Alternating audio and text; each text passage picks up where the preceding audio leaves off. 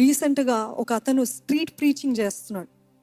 ఆ street preaching దగ్గర university బయట కాలేజ్లు, అమెరికా దేశంలో ఒక యూనివర్సిటీ బయట is preaching to everybody who's passing by. ఆ స్టూడెంట్స్ బయటకు వస్తున్నప్పుడు అతను కూడా ఒక యవనస్తుడు, probably he could be university అక్కడ చదువుతున్న స్టూడెంట్ ఏమో, కానీ ఆయన ప్రీచ్ చేస్తూ ఉన్నాడు, యేసు ప్రభువే నిజమైన దేవుడు, మీ పాపాలు ఒప్పుకోండి, మీరు పశ్చాత్తాపడండి, ఇదే అనుకూల సమయము, రండి, ఇంకా నిర్లక్ష్యం చేయకండి అని మాటలు ఒక గొట్టం పెట్టుకొని ప్రకటిస్తున్నప్పుడు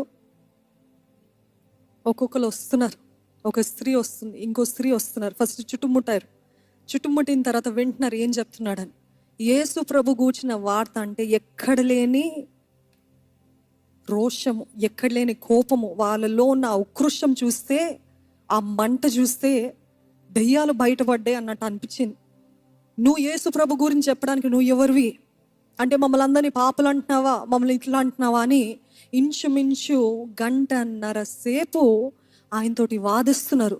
ఇదిగో నేను నిన్ను చంపేస్తాను అంటున్నారు. ఇదిగో నువ్వు ఎంత అన్యాయంగా మాట్లాడుతున్నావు, మమ్మల్ని పాపులు అంటావా, మేమేం తప్పు చేస్తాము అంటే నువ్వు చెప్పేదేంటి, యేసు ప్రభు ద్వారానే మేము వెళ్తామా, మా మంచి క్రియలు బట్టి వెళ్ళమా, are you talking about all the bad things అంటే మేము చేస్తే మాకు లైసెన్స్ అంతా కూడా వాక్యాన్ని వక్రీకరించి ఆయనని రెచ్చగొట్టడానికి ఎంతో ప్రయత్నం చేస్తారు.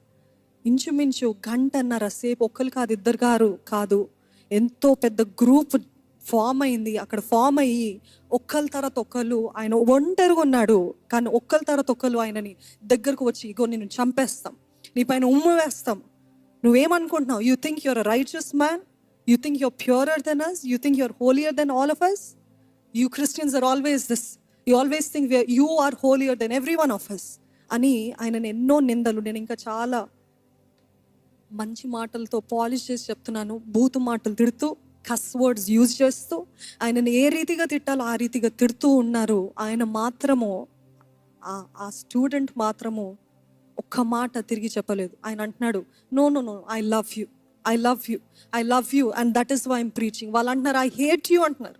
వాళ్ళంత కోపం, అంత రోషం ఆయన ఎదుట ఆయనకు విరుద్ధంగా చూపిస్తున్నారు. ఇప్పుడే నేను పోలీసుకి అప్పచెప్తామంటున్నారు.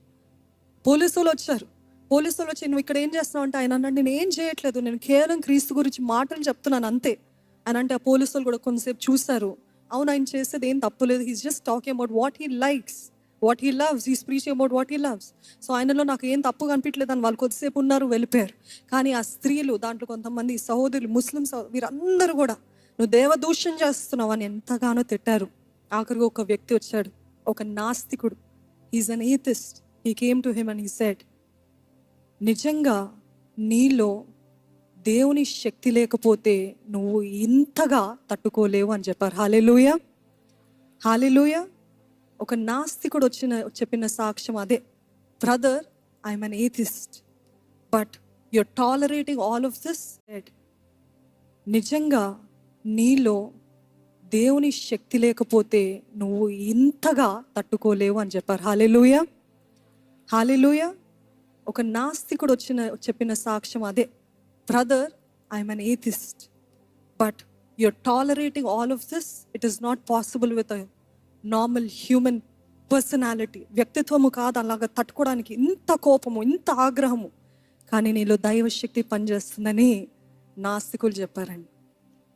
ఈరోజు మన జీవితాల్లో కూడా మన ప్రవర్తన, మన ఓర్పు, మన సహనము, మన టాలరెన్స్, మన తట్టుకునే శక్తిని బట్టి నీలో నీ శక్తి కాదు, ఇంకెవరో శక్తి కాదు, దైవ శక్తి కనబడుతుంది అని చెప్పులాగా మన జీవితాలు ఉన్నాయా?